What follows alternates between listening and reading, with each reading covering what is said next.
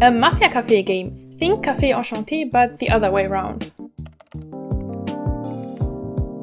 That will release on the 23rd of February as a port on the Switch with some extra scenes. And I've played the surprisingly short demo available on the Japanese eShop and gave you my first impressions. You wake up in a giant suitcase and remember the headache from sleeping pills. And you are greeted by strange men who brought you here. One of them is Tsukimi, the master of this cafe. He's polite and gentle and seldomly gets angry and wants to make your life as pleasant as possible. He also voiced Kasuga in Verbal Barricade and seems just friendly, so I'm not sure what to think about him. 私は月見。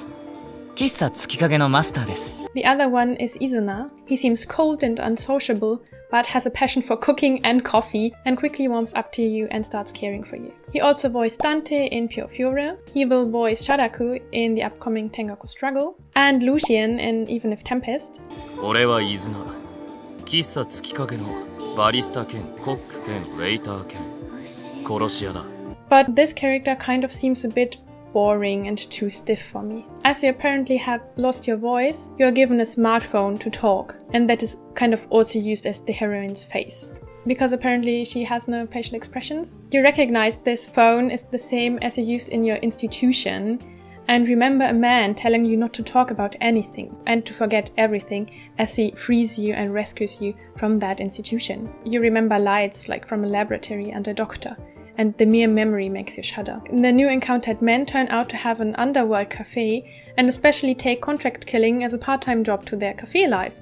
And that is why only people of the underworld come to this cafe at night. But now it's also their job to protect you, as they were apparently told by that man. And as your former institution also was part of the underworld, you reckon it will be similar and don't want to return at all costs anyway, because this institution likely made you lose your voice about half a year ago. From now on, you shall work at the cafe as a waitress to earn money for food, clothes and underwear. Yes, they specifically say underwear. On the way to change into your new waitress outfit, you meet with a strange doctor thinking you're one of his patients, but before anything can happen, Izuna clears that misunderstanding. I wonder what kind of experiments they are doing there. This doctor is Kurama, a shady but very skilled doctor who works behind the cafe. He's rational and prefers to work alone, but has a passion for miniatures and wants to help you regain your voice. He also voices Shion in Verbal Barricade. 私はクラマ。裏社会の医者だ。 And yeah, creepy doctors definitely piqued my interest. This slightly creepy scene is followed by a funny conversation about your waitress outfit that looks like a cosplay. Probably one of the killers has a thing for these kind of outfits. Before you start your job there, you are warned not to speak or hear anything while you work there for your own good. And then you meet the next killer, who is quite cute and friendly actually. This is Amon, a friendly and chatty fellow who somehow always ends up with debts due to spending his money on too many weapons. He will also voice Goemon in the upcoming Tengaku Struggle, and also voiced Growling Cupid Parasite and Adolf in Shuin no Wish. 俺はアモン。フリーで殺し屋やってるんだ。 And oh god, he looks so happy and friendly, I can't stand him. After that, you meet the underaged looking weapon dealer who also offers to buy some tanks. This is Noin, the true and only locked route, because only in his route the mysteries around your past are resolved, with a short info dump with sci-fi elements. He's a self-proclaimed 16-year-old boy, though his true age is unknown. He's a weapon dealer, but for the right price he can get anything, like clothes for you. He also voices Kanon in Shiro Tokuro no Alice. 僕はノイン。武器商人だよ。 And yeah, a kid is a true route. I don't understand that choice. Yeah, not into true shooters. After you've met everybody, you have to remember everyone's favorite drinks. And as you are not allowed to leave the cafe at all, you ask the weapon dealer, who turns out to be an apple pie junkie, whether he can also buy clothes for you, and as he's a nice guy, he happily obliges. But he's as well taken aback by your outfit, and yet again you have a conversation about your weird waitress maid outfit. Before you go to bed after this strange night, you wonder if this is just a dream from an experiment from the institution. You don't expect to be safe, but neither do you want to feel hopeless, so you decide just to carry on.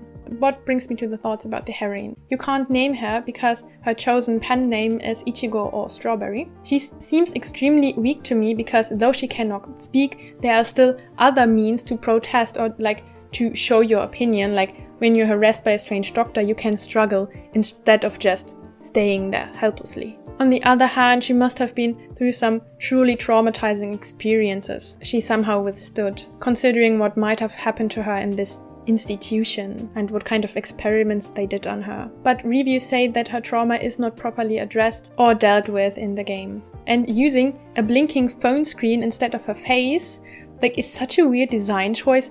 Doesn't she have facial expressions to convey her feelings? And that could have at least give her something like a character. But I think this design choice kind of shows that neither her character nor character development is really in the focus of the game.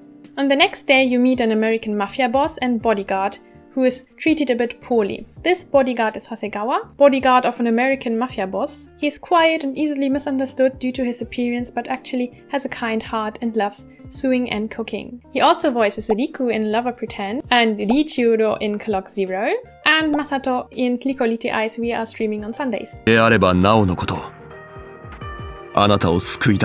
And that is where the demo suddenly ends, because this 1 hour was the whole common route.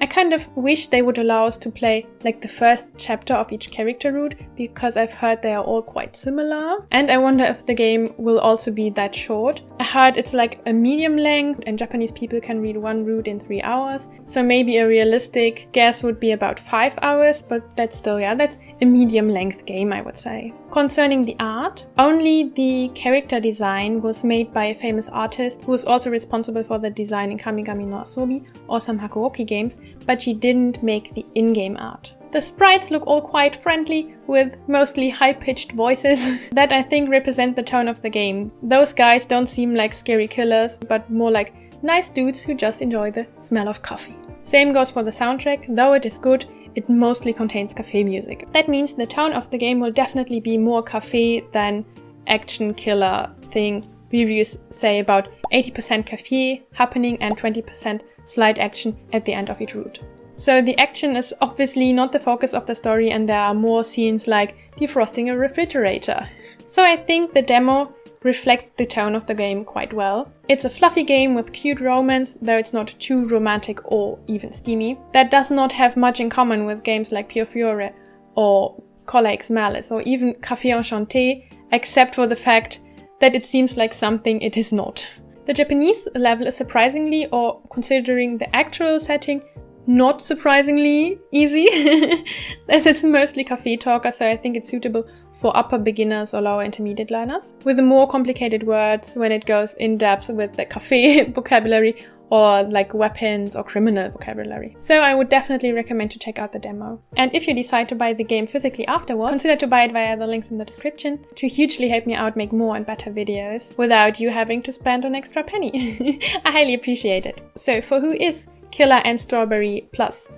I think this game might be for people who are looking for a shorter game, a fluffy game without too much angst, but that is still in an admittedly extraordinary setting. The Switch edition comes with an afterstory for each character, but I don't expect it to be a major upgrade to the Vita version. So if you are interested but can't justify the full price in front of your wallet, I think to choose the Vita version would also be a good option. And if you like this video and want to see more like this, consider to like or subscribe, and I hope I see you in the next video, for example about the upcoming Tengoku struggle.